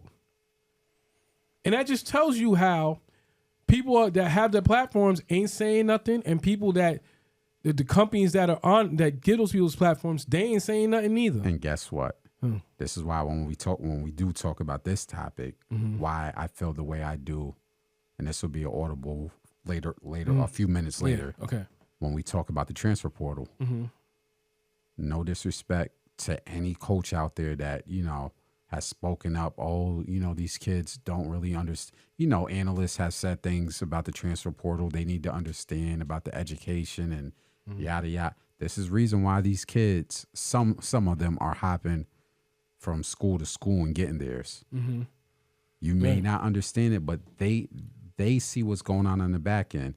They see on many different aspects how coaches and staff have looking out for the best interests of them and their families. They also seen the dirty side. You don't think these players see these trainers talking crazy? Yeah. You don't think these players have dealt with coaches talking to them crazy? Yeah. And now I had the opportunity to say, oh, let me press this button right here. Transfer. Yeah. Yeah. So now the power's back in their hands. We'll talk about that in a few more minutes later, but that's why I'm 99.9% on the student athlete side when it comes down to the transfer portal. Yeah. Well, go ahead. Yeah. This is the thing. Like, I don't know why we keep going these programs that they know they don't got our best interests. You could go anywhere else, man. Why would you be in, like, for example, I don't want this to come out wrong. If you're in Mississippi right now, I don't even know how you go into those schools. Let's just HBCU, I don't know how you're doing it. Why? Go, get us another state right over. Yeah. There's another state on top of you. Yeah. Go away. If they think that they can do it's there was once a saying, the greatest fear is that the greatest fear is when Negroes wake up. And I hope I'm not sounding offensive when I use that word. But when we wake up, it's going to be a real fear. And meaning it doesn't have to, it's not about them being violent. It's why are we going to the school? Since this is how you feel and you not giving us the money and you trying to put in laws to keep us jailed and everything, okay, well, we won't be financially doing anything with you. And good luck with how you're going to get that money. How you going to get funding? How you going to do this? It's so many, it falls into powernomics, but it's so many levels to it. And it's such a bigger conversation, which I'm not going to get into now. Let me just keep it here. At some point, if you're linked to what we're not with, we can't be over here. You got to denounce it, and if you don't, like once again I said, prime example, when Kyrie Irving got in trouble, what was with that thing, right? Yeah. They went after Kyrie Irving with the quickness, and then not to cut you off. No, I'm going with you. And then when Amazon said, we ain't taking it down, what you gonna do about it? Everybody got real quiet. And I was confused as well because I said, I'm with you. Again, I got Jewish friends. I'm not gonna put out where I work at, but yada yada yada. So I'm not saying I was with Kyrie Irving or against him. I understood it. Yeah. If it was a fan, I didn't see the movie, so I don't know. But if it was, man, but you can't be doing that. Yeah. So when he got punished, I said, okay, good. But then when Amazon said we're not taking it down, basically, what are y'all gonna do about it? Oh well, and everybody's like, well, we can't go after Amazon. And I was like, yeah, no. No. Y'all was about to kick. And trust me, you see the jersey. I'm a Celtic fan. I don't like Kyrie Irving. Right. I don't even like him. That's a whole nother podcast as a basketball player. 'Cause I think he brings too much baggage. But you gotta be fair. If you're gonna punish one for this, y'all as an organization should have started pulling whatever funding or boycotts or whatever have you against that. But I was going with you on that point. Yeah, and I'm not going there. The only reason I would go to Jackson is because it's HBCU in Mississippi. But if they're gonna try to play us, I'm like, yeah, okay, you gonna have to fund this. Because if you don't, maybe there's another level we can do. Like, we're gonna have to do what we're gonna have to do. But the fact of the matter is I'm just looking at these programs and everybody's keeping quiet. And they're trying to act like, well, we'll just let it go away. No. It's just like with the problem is we keep acting like we're scared of something. But what are they going to do? They ain't going to do to you later on down the line. They're going to do it to you later down the line. Whether you want to, and then when they're done using you, then you want to talk. Ain't nobody going to want to listen in because they told you to talk before. I'm not telling you to put your career in jeopardy. I'm telling you just don't go there. Don't go to Alabama. So Saban, the first thing if Saban called my son, I would look at him and be like, yo, what's up with your man, the trainer that you be going to? I need you to come out publicly and say something or my son ain't going here. And I know other parents that you trying to recruit their kids too, and I'm going to tell them about it. And we going to all stay on the same plane till you come out your mouth and say what we need to hear. Because that's what other cultures would do. But when our culture questions it, well, you got to kind of look at the perspective. I don't got to look at nothing, man. If it goes to anywhere of what we've went through in our past and our culture that is still affecting us to this day, you can't be here. Because we're making you money. And I'm pretty sure that trainers made, it's just like Phil Jackson. You have made millions off the backs of black athletes. And how dare you make a comment like that? You lucky you even walking around. How is this dude walking around after that? How? I didn't even see that video. He needs to be blackballed. Yeah. So nobody's coming out. The NCAA ain't saying nothing. Kirby Smart ain't saying nothing. Because I missed this. I think it was like a few weeks. The exception, if my timeline's right, it's like 2 weeks ago. Okay. And it's, what's his name again? Mark Taylor. It was literally like 2 weeks ago. So, come on, man. Come on. I can't. And I just wanted to throw that audible because I saw that and I remember and the Phil Jackson thing kind of triggered it. So I just kind of was looking like, yo, this dude's kind of wilding. Like you a wild boy. Like he didn't say it to anybody, but he felt comfortable putting it on social, like for the world to see. Again, let's just, for example, we know how we have to be respectful of all people, ethnicities, cultures, backgrounds. We have to be responsible. We do media.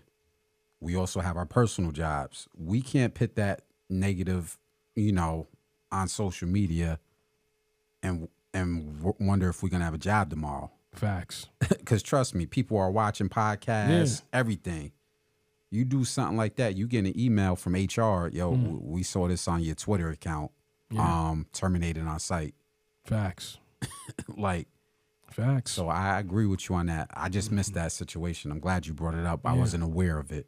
That we cover, sports and so forth. But yeah, that's an interesting point to bring up. But it's more interesting what you said. I think the parents of these student athletes have a lot more influence, as you said, because you should be telling your kid, this is what he, you know why? Because they will hold it against the kid. Facts. If you got in trouble, like let's say you got arrested on a weekend, they will be holding that against you on your draft. Yep. They looking for any little thing. So yeah, we still over here. We got one more topic. I want to talk because we got to talk about Coach Bud and then jump into something else. Okay. Cool. So the Milwaukee Bucks. Yeah, that's kind of crazy. Real quick, we're still in NBA land. We just finished talking about Phil Jackson and a few other things that coincided with that topic. But what just happened in the last few days is the Milwaukee Bucks released their championship winning coach. I think it's important to put it out there because the Milwaukee Bucks haven't won a championship since who? Kareem Abdul-Jabbar. Yeah. They released their championship winning coach because he didn't get it done this year. And I totally agree with Damian Lillard's take because he replied immediately on social media saying they really released this guy for not winning the champ. Like he hasn't just won it. He put it out, I'm paraphrasing, he said they really released the championship winning coach because he didn't win this year. Yeah. The only thing I can say is there are reports that Giannis quietly voiced that he wasn't happy with the way things were going in the playoffs. So I personally think they pulled the plug a little bit too quick. I would have gave him one more year to adjust because Giannis is still under contract. Yeah. He can't just force his way out of contract next year. So whether he likes it or not, what are you going to do about it? Yeah. 2, you want us to get a new coach and rebuild after we just won a championship 2 or 3 years ago? Yeah. My take is it was a horrible firing. I understand the business of the NBA, not rooting for him. I'm a Celtic fan, but I hate seeing stuff like that. I felt like he was scapegoated.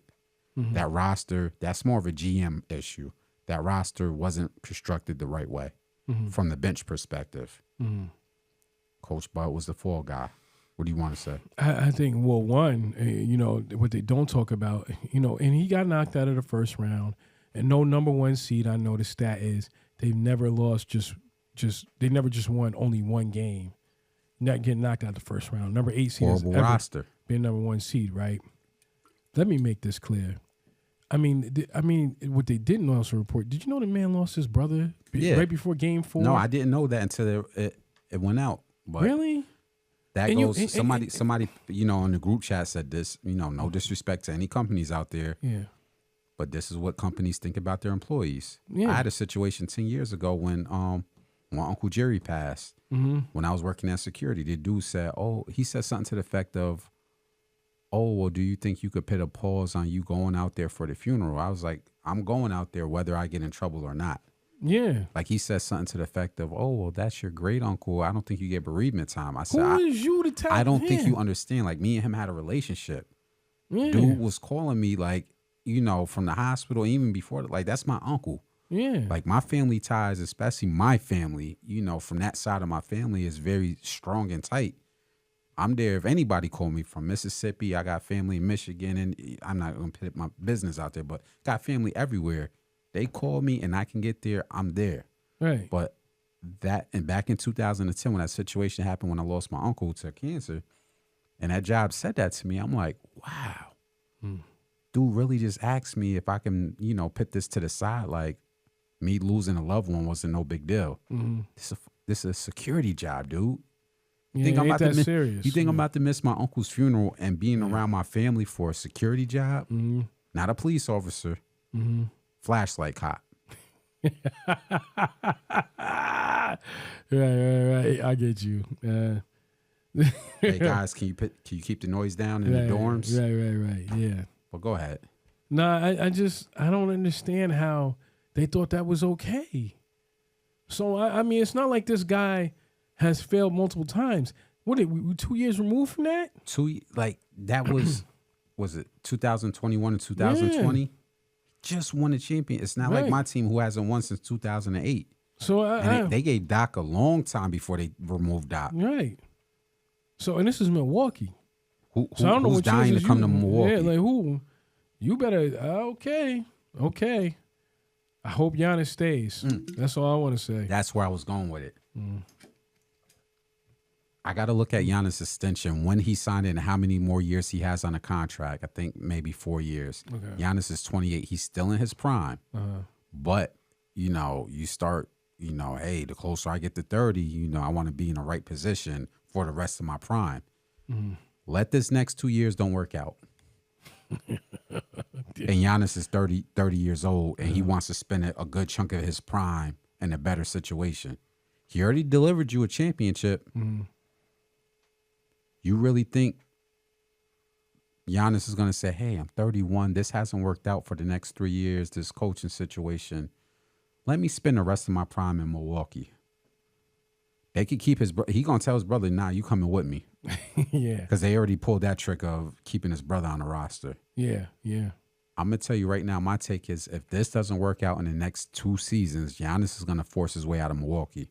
Yeah. There's other markets for him. There's Philly. I mean, not Philly. I'm sorry. There's Miami. New York. Oh, you with New York. Hey, listen, man. Like New York.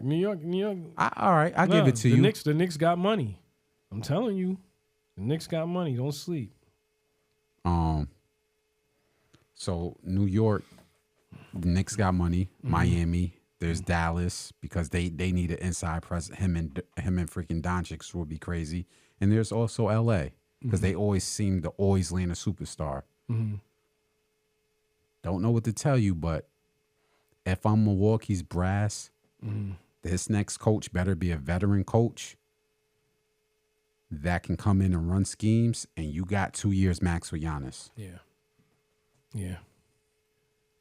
Can I Go ahead. throw in one more note? Because I don't have anything to say about Milwaukee. After that just is, I don't know, it's retarded. I don't mean that in the way it's come out. That's just ridiculous. What they're doing. Dylan Brooks. That's a real quick take I want to do. Yeah, real quick tape. So from my perspective, I'm gonna let you go. They used him as a scapegoat. So Dylan Brooks recently just got released. He got released, and he didn't get released yet. But I guess they came out in a statement said he will absolutely not be back under any circumstances. So I don't know necessarily what he did, but other than he called out LeBron and them, and he made it. It was playful. It was competition, man. And same thing with Golden State. He went at them, but he was kind of being like the enforcer for the team. Like, he was wrong. And I guess there was comments or no takes that, when he was taking shots, some of the players were rolling their eyes. Oh, well, that's interesting. Because why didn't you roll your eyes when there was another individual over there, I ain't going to say his name, that was getting in trouble, had his entourage flashing guns, allegedly and reportedly. He got into it with a teenager kid, flashed a gun on him. You in a strip club and pictures with strippers with your money all over the place. You causing all types of distractions.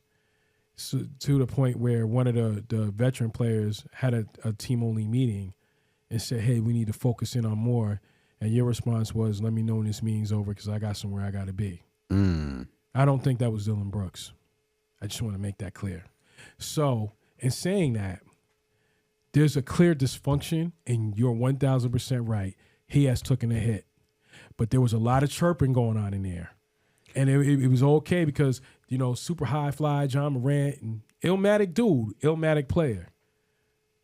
But there was a lot of chirping. It's time to grow up. This is the... And Dylan Brooks is not the problem. This is the business. Gilbert Arenas talked about this in his podcast where he said he saw back in his time where the $300,000 contract will be in practice, busting the $5 million contract point guard up.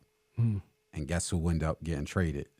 The $300,000 contract, because they couldn't justify, why did I pay this guy $5 million? It's basically a way for the GMs to basically cover themselves. Now, I'm not saying you will release Ja Morant for Dylan Brooks, but you don't treat him like that with the media. Right. That's number one. Number two, when you want to create cohesion with a team anywhere, not just in sports, but in real life, with your family, the discipline has to be evenly across the board. Mm-hmm. You know why? Because if sports, since we're talking about sports, but if player A can get away with this, who else is going to listen? Because guess what the next person is going to say? Let's take Dylan Brooks out the equation. Mm-hmm. Let's say Grayson, whoever the player is, player B. Trey Young.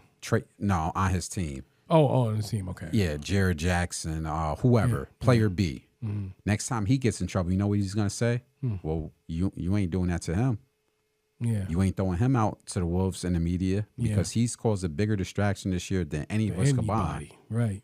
Yeah. So I think that's where the Grizzly organization brass got it wrong, because you're going to create internal conflict. Y'all not there yet in the Western Conference. I hate to tell you that. You're probably not going to be there for a couple of years. There's other teams that are gearing up. As you said, with Brady's retirement, they're gearing up for LeBron's retirement in the next 2 or 3 seasons. Yeah.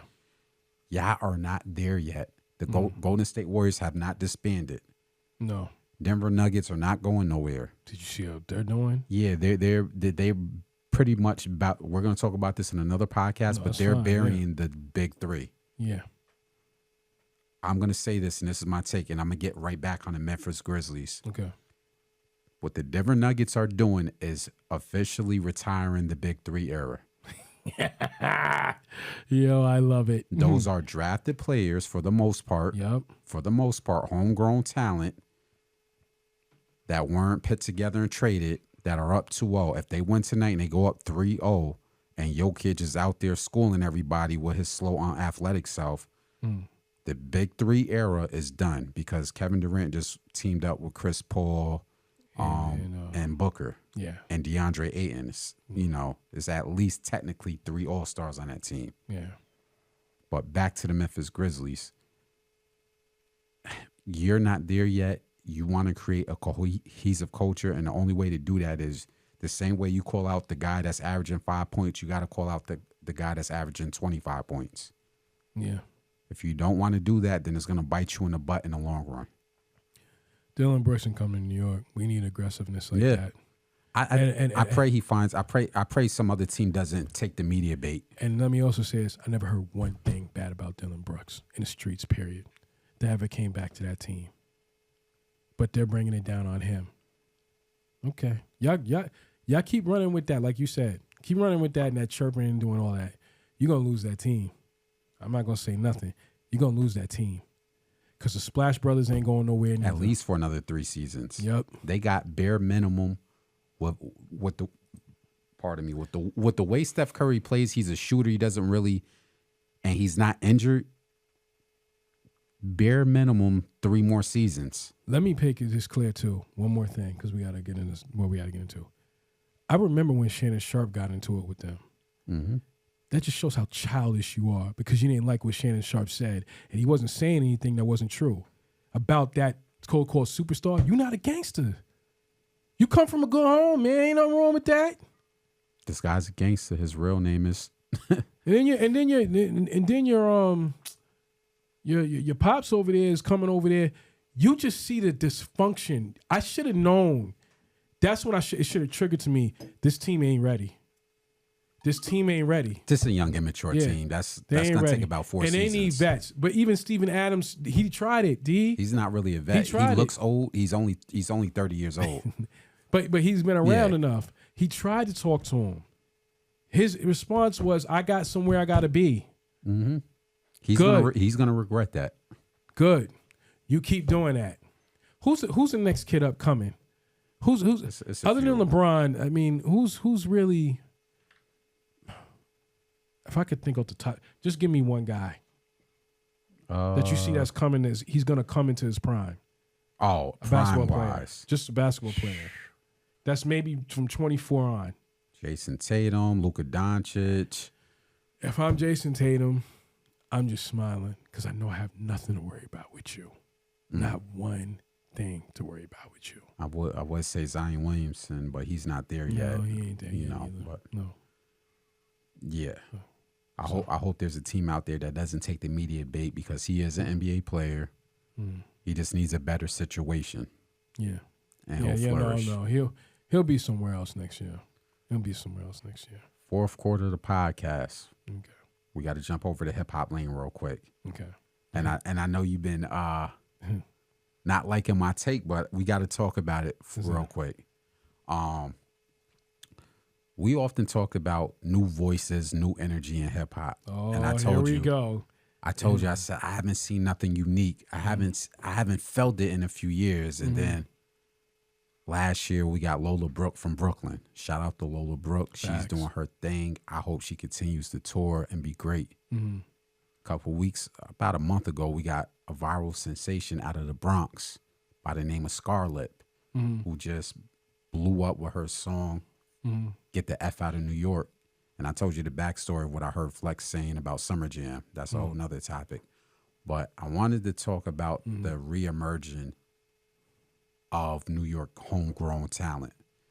The reason why I think the hip hop community needs to get behind her, referring to Scarlett, it's not because the animation, it's because she's being herself. I heard her interview. I believe she has a dope story. She talked about her family background, her family dynamics. I believe she's half Nigerian, half African American. She talked about her family kind of pushing her away, leaving her around, and her growing up. And she has a dope story. But as far as her sound, I saw the negative comments. Oh, that looks crazy and animated. It's never gonna work. Let me remind you, because I'm an old head. There's two notorious sounds that are similar to hers.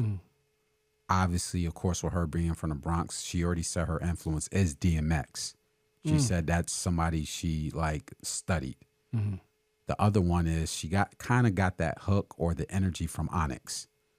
There's an Onyx song Onyx song or a hook that's it's like similar to what she's saying. No, I grew up on Onyx, so I know. So the reason why I think she's the next big thing to blow, because it's unique. New York has been in this, and when I mean New York, I mean New York City, because obviously upstate New York has a different vibe. New York City has been in a rut for about 5 to 7 years, basically just sounding like drill artists. And that's no disrespect to nobody, but that's all that's been coming out of New York underground for 5 to 7 years. We finally got somebody that said, hey, I'm a young lady. I can do drill records, but I'm gonna at least try a unique sound that you haven't really heard females rap like in New York. So the record came out, is doing great. She's working on a remix for it. She previewed a Busta Rhymes clip where Busta Rhymes is showing her love. So she's getting some support. Before I finish going off about where I think this should go, what are your thoughts on somebody like her? I think she's, from what the record I heard, it's dope. It's a dope record. I think what was kind of disturbing to me was, I think, the video clip that came out, because I'm gonna be honest, it didn't look right. Like, What way? It looked bugged out, man. Like, Yeah, but I mean? That's the whole uniqueness behind it. Let me say this, because you're not the first person that said that. Yeah. Irv Gotti has a I don't want to say documentary, but an interview clip of when he brought DMX up to, was it Def Jam? Brought him around some execs to let them hear some records, and the response he got was, the record executives told me, yo, are you crazy? Is this dude on drugs right now? He's so hyped up and da-da-da-da-da. Like, they didn't think it was gonna work. So I understand people are commenting on how she looks in the video or how animated she looks. But don't forget, the record executives at Def Jam was thinking DMX was a crackhead when he was 28. Right. based off his energy. They was like, yo, he's barking it. Like, is he have mental issues? Like, this is what Irv Gotti is saying. So I'm not comparing her to DMX because obviously we know what X is. I'm comparing her uniqueness to not fit the standard stereotype of what I've heard New York City sound like for 5 years, because I was like, yo, if I hear one more drill rapper coming out of New York, like, and after everything that's falling behind drill rap, no, I ain't into that. So all it's doing is getting young black males locked up and, young black males in the graveyard. I F drill music. I don't care who takes offense to F drill music. But go ahead, I want to go here with this too. Another reason why I want her to succeed is because I think there needs to be more representation in hip hop, like her and Lola Brooke. And you know where I'm going with this. Yep. There's a certain I'm tongue tied aesthetic when it comes down to women rappers. Yeah. They have to look a certain way. I guess it's called colorism. Yeah. I would like to see more rappers that look like Lola Brooke, that look like Scarlett, get embraced by the hip hop community, the media, and them to soar. Right. And that's no disrespect to the other rappers. I think they're great, but there seems to be a lack of representation and women artists that look like them. And I'll say that. Now, why I think it's gonna work outside of the record, outside of her being embraced by the community. I was telling you a story about when I was driving back from Puerto Rico when I got off in Jersey from the airplane, and I'm riding back home, and Flex is on late night, and he's talking about Summer Jam. He's like, yeah, I'm calling all these out-of-town artists. You know how Flex is. Yeah. I'm calling these out-of-town artists, and they management ain't getting back to me. So, yeah, I know this Summer Jam, we going to push our homegrown artists. This is before I heard Scarlet record. Right. And he's going off. He's naming names. Like, yeah, I called Jet Manager. It was like 2 big artists he named. Wow. He said, oh, yeah, I don't mess with, all right, I'll get French Montana, and I'll get, like, he's naming New York artists. Like, yeah, we're going to start supporting, which we should have been doing. We should have been doing that. Thanks for pulling that out, too. Yeah. I'm glad he's now forcing the issue, but we should have been doing that. Right. Especially at these festivals that's in New York. Yeah.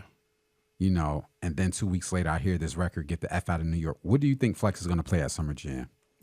Yeah. Flex is going to break that record into the ground. Yeah. And if I'm her management, if I'm Scarlett's management, I'm getting that remix done before Summer Jam. Yep. That can be your launch pad to not just the record, but the remix. She's talking about she's praying that she can get Cardi B on it. Could you imagine Busta Rhymes, Cardi B, and a few other lyricists on that record, and they come out at Summer Jam like that? Right. You can literally close Summer Jam on that record. Yeah. It will ring off. It will be the craziest viral moment in New York hip hop in a while. If I'm her management, I'm quietly working behind the scenes to get the remix to that record done, getting into Flex and say, Flex, don't drop this record into Summer Jams. She drops if she gets the remix done correctly, and Flex drops it at Summer Jam, she's out of here. It's a wrap. Right. So I'm all in support of it. She's a unique artist. I like her story. From listening to her interview, I like her story. I think she's very positive. She sounds humble. She sounds hungry, and she's creative. So, as a fan of artists in New York and just hip hop in general, I want to see that young artist win. So, salute the Scarlett, man. I wish you nothing but success, and I hope your management team takes you to new heights. Facts. New York, get behind Scarlett. I'm saying she the next big thing. And I'm not the only person saying it. There's a couple other podcasts and platforms saying it. Scarlett is the next out of New York, and we need more representation and uniqueness like her. And hopefully she inspires some other artists to step out of their comfort zone. Right. And not just sound all, I don't know the word. Like, it's just been this weirdness in hip hop for like the last 5 years. So hopefully she inspires some other rappers to step out of their comfort zone and do something unique like she's doing. Okay. All right. Got any more topics we got to talk about? Oh, the last thing. So while we're in hip hop land, got a couple minutes. The whole AI thing is weird to me. Oh my God, is it? Everybody knows the context. Like AI done penetrated music. It done penetrated our jobs. It done penetrated a lot of things. Which down a pipeline. That's a big concern. Yeah, but we'll get into that another time. But recently, with the rise in AI, especially if you're on social media, you've been seeing like these AI programs or softwares are being used to now take vocals from artists and match it up in other songs. Yeah. Like they got Biggie rapping over Mobb Deep and like with his vocals. And I'm just like, what does this mean for the value of the art form? If somebody can just take a Wu-Tang verse and put John Legend on it. Like Timberland. Like Timberland gets on social media. I never worked with Big, and I took basically he used AI to manipulate Big vocals on his beat. And it sounded like Rick Ross. And everybody's like, yo, dude, like, throw that record away. Nobody want to hear that. Yeah, exactly. You know, so I want your thoughts as a fellow old head like myself about what does this mean for the sake of hip hop? It's dangerous because it you know what I mean it's we already have an issue with the culture. Well, authenticity, right? So now you're playing with AI, using people's voices. I mean, sometimes it could get so dangerous you might not know when a record is real and when a record's not. You get what I'm saying? Let me throw another segment. Oh, go ahead. And I'm sorry. And the fear I have is like it gives the labels control to make up and do stuff that they know they couldn't pull off without the artist. And the only way that you can negate it is don't support that shit. You know what I mean? Just don't support it. I don't want to hear nothing. AI, no AI records. I don't want to hear anything about AI record. I think there's going to be some younger cats because younger people know how to finesse the hell out of it. Yeah. They're going to use it for some gain. Outside of, I'll just say music in general, I think it's going to give people who already can't sing a voice. You know, we already saw that before AI, before auto-tune. Like, I really thought before that verses, I really thought Omarion could sing. I really thought Omarion could sing till he got on the stage with Mario versus Mario in that verses, and he couldn't sing. Now, imagine the next. You didn't see that verses? No, I didn't. Okay. So, real quick, just because you didn't see it, I saw the clip where Ray J tried. And that was even worse. No. I'm not trying to do any defamation. The dude really can't sing. What about Mario? Mario was blowing him out. Like Mario was doing Usher vocals. Wow. Like Mario could sing, like church sing. Omarion could shower sing. How did he sell all them records? Yeah, banging hits, man. No, you can't sing. This is like, I'm an R&B head. Like my mother raised me on Luther Vandross and Sade in the late 80s, early 90s. Right. I'm giving away my age. I don't care. But that's what I was raised on with R&B. Yeah. How are these cats that can't sing selling records being labeled R&B artists? And now we got AI coming into the picture. Yeah, Icebox and all that was kind of dope, man. I can't front. The record is, but that's before I didn't know he could sing. I'm just saying. So when you're asking why he sold his records, I'm just telling you, like nobody know. I never saw Mario in concert. I just haven't. So I didn't know that versus. I don't know how he's booking shows right now. I don't know how people.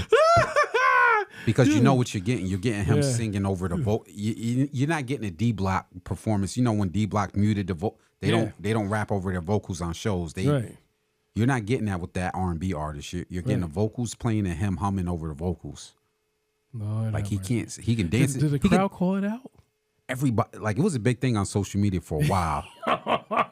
Like even Little Fizzin' was like, yeah, we tried to warn y'all. Like he can dance his ass off, but he can't sing worth a lick. But they can sing though. The B2K sing. No, I think what's his name? The dude that has a lot of Fizz. Not Fizz. The dude that be fighting a lot. I forgot his name. Yeah, I know you're talking about. Yeah. My bad for forgetting the brother's name, but yeah, some of them can sing, but yeah. But back to the AI situation, I think it's harmful. I hope hopefully that the record labels do the right thing and not try to abuse it because their situations. Oh, we gotta change with the times. So this artist owes us an album. Let's finesse his vocals to finish this album. Yeah, you don't see $1 or a cent of it, and you won't see nothing off of it. You know, our engineer was asking before the podcast about artists selling their catalog. I think that might be a rise in artists selling their catalog because they might say, hey, well, 5 years down the line, my music might not be worth nothing. So let me cash out right now before this AI thing takes over and we go through this period where our music is devalued. I think that's another thing to think about. But more importantly, somebody said something that stuck a point.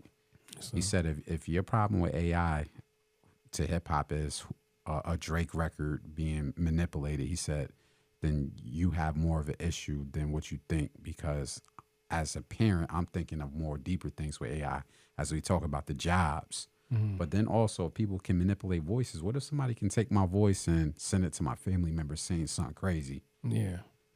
You know, this all type of weird shit, contact your job and all this all goofy shit that people already do on the internet. Yeah. You know, there was somebody that just recently left Google who was talking about the dangers of AI. He's like, yo, it's not gonna go well. They think it's like, oh, it's for the future. It's not gonna go well. It's not. I hope. Just leave it alone. I'm not a big. The government needs to do something with this. Yeah, the government needs to.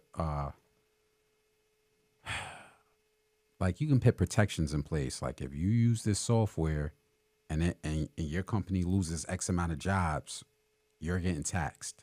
Yeah, there has to be something that the government implements that if this technology and software is exploited, the owners that are using the software get heavily taxed to the point where it's known like, now we got to get this out of the way. Yeah, they don't let it. Yeah, I agree.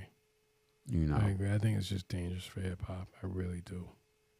And that's only like I said, that's only the surface. That's just the surface. Because somebody did a Jay-Z track.